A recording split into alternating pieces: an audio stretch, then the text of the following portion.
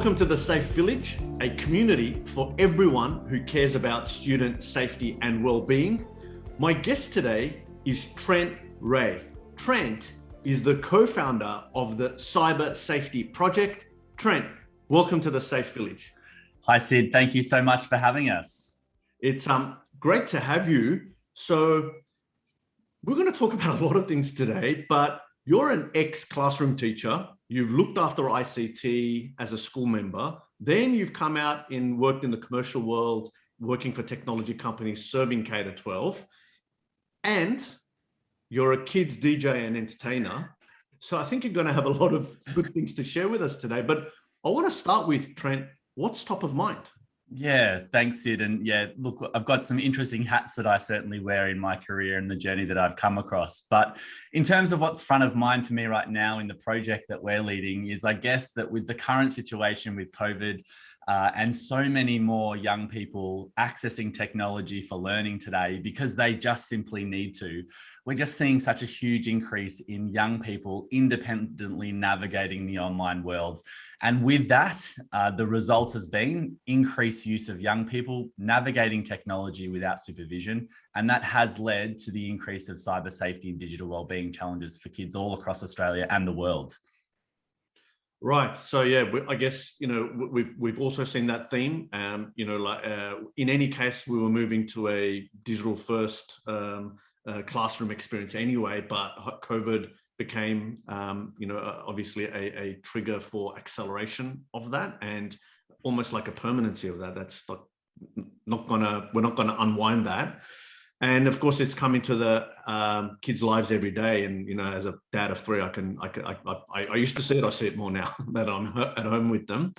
So, tell me a little bit about, well, what does the Cyber Safety Project do when you try to help kids around cyber safety and well-being? Well, obviously, Sid, with the increase of technology use, and it's a great thing that we've seen acceleration for technology for learning. I mean, we've all been talking a lot about how we can help young people be ready for the 21st century. And so therefore, there is a big need for technology to be integrated into the lives of school life children. But we also know that now, I guess, that there are things that we need to do to support those young people. And that's where I guess the Cyber Safety Project comes in. I think that there is a really big need for young people to learn the skills that they need to be able to self-manage their own digital well-being. So many young people are supervised when using technology for learning at school, but also when they have that ubiquitous access of using their device at school and taking it home with them, that there are instances where they may be having to navigate on their own. And so we really want to empower young people to have the skills that they need to be able to keep themselves, their friends, and their families safe when they are navigating online gaming, social networks, or using technology for living, learning, connecting, and playing online. Really interesting. So obviously a need in the market, but this wasn't what you were doing all the time. You've had quite a journey. How did you decide to take, I guess, the entrepreneurial step? And as a fellow entrepreneur, I love to hear that story as well. Navigating from being a classroom teacher to now running a business across Australia, doing this. Yeah. So I guess, the journey started out for me as an educator. My background is as a primary school teacher, and I've been really fortunate to also be able to teach in secondary schools. And with just a simple passion for technology, I was often given opportunities within my own school to lead the digital technology in schools conversation, and also support my own schools to really, I guess, progress our own communities with the integration of technology. And I guess that's where my professional learning really sort of the pathway that I ended up taking. I also then, obviously, through that work, had done a lot of my own professional learning in that area, and had a fantastic opportunity as a Microsoft Innovative Educator. And part of that community, we were given an opportunity to go over to the US to the global conference for Microsoft Innovative Educators. And I was actually given an award for the most innovative learning activity with technology. And I think that was probably the little sort of step into the world of people seeing the work that I'd been doing and the ability to be able to share that with other educators and school leaders around how we can really successfully integrate technology into learning for students. And that gave me an opportunity to go and work in the education team at Microsoft, which was a fantastic, I guess, launch pad for me in my career and where we are now, and a great opportunity for me to launch something that I'm so passionate about. And so from that opportunity, working nationally with schools around Australia, talking about Microsoft education in schools, that then gave me that opportunity to be able to really widely network and then launch the cyber safety project. But I guess the thing that really sparked my curiosity in how we could build a program for schools around Australia around cyber safety came from the need that I was hearing from so many schools that I was working with, that there is a really big value of putting technology in the hands of young people for learning. But when we do that, we also open up the door or risks around cyber safety and digital wellbeing. And that is therefore naturally an increased challenge for schools that are embedding technology. And so from my own experience in my own school, where we had a young boy when I was teaching in primary school who was actually groomed online in a really popular online game. And we discovered that at school through the use of his device. He was connecting with his friends from school after school and on the weekends. But there was some things that we probably hadn't done well enough in our own community to be more proactive with the way that we actually support young people to learn the skills that they need to be able to navigate a really complex environment, knowing the why it's not always safe online, which was really important too. So that really, I guess, is an accumulation of my journey around technology integration myself in the classroom, supporting other schools around Australia, and then also knowing how important it is that young people have access to proactive education so that they can learn the skills that they need along the way to be ready and prepared for the world that they're going into, and not just doing it as soon as they get the technology and then suddenly giving them a few lessons to do.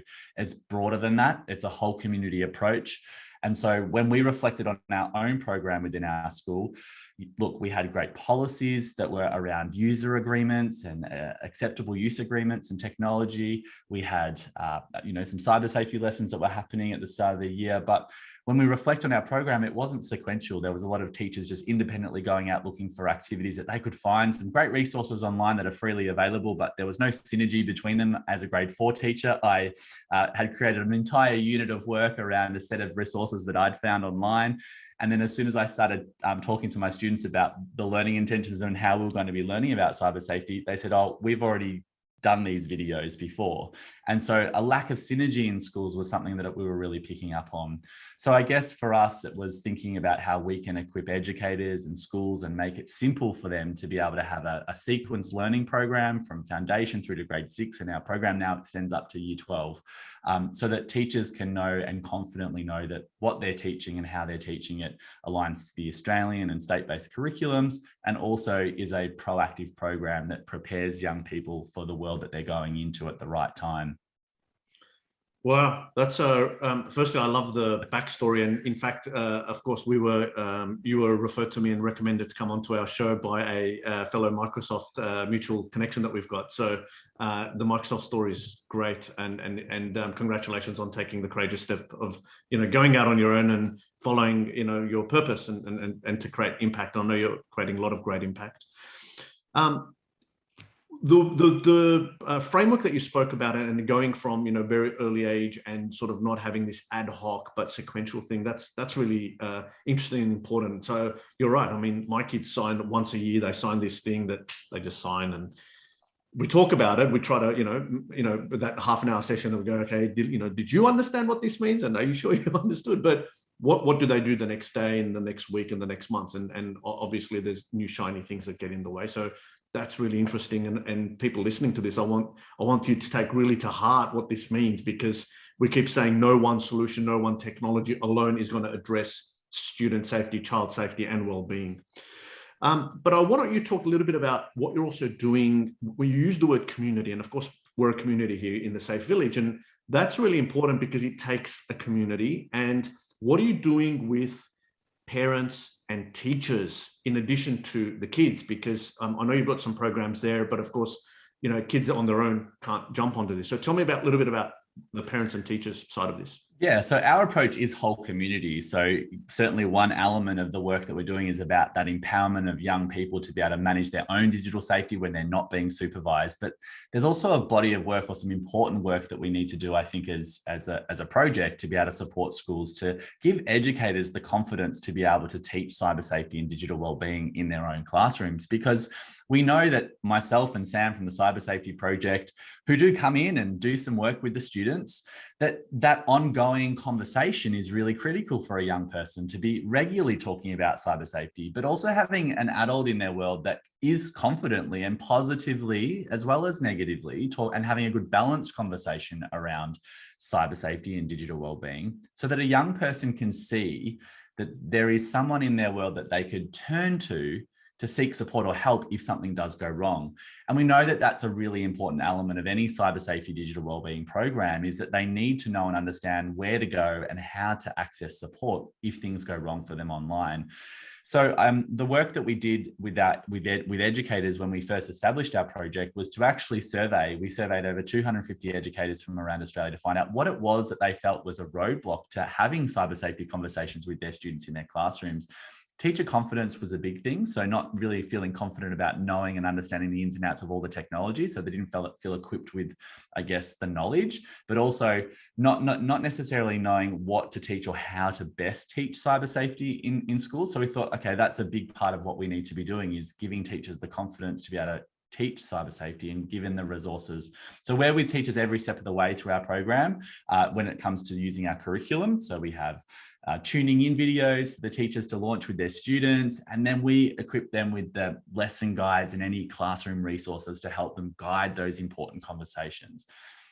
From a parent perspective, that's a really important one, because we know when we were going through the incident at our own school where a young boy had been groomed online, that the parent community was a little bit perplexed about thinking, well, if only they know now what they didn't know then, they would have been able to put some smaller things in place, even at home, just to be able to prevent those things from occurring. So it's really important for us to help parents engage with our program, because we talk to the kids about certain topics and concepts. We have a meta language around cyber safety and digital wellbeing. Our educators are using that same vocabulary. And so when parents are also talking that same conversation, we can then see a whole community approach. And as you say, it takes a village to raise a child. And if we can all be working with young people to know about how to get support, and then using the same conversation strategies are really critical. I know certainly from a corporate and people communication perspective, we say you need to repeat the same thing over 7 times. And certainly when it comes to kids and their safety, we've got to say it 70 plus times and in a consistent way for it to sink in. So I get it, why you're taking this approach from a community perspective.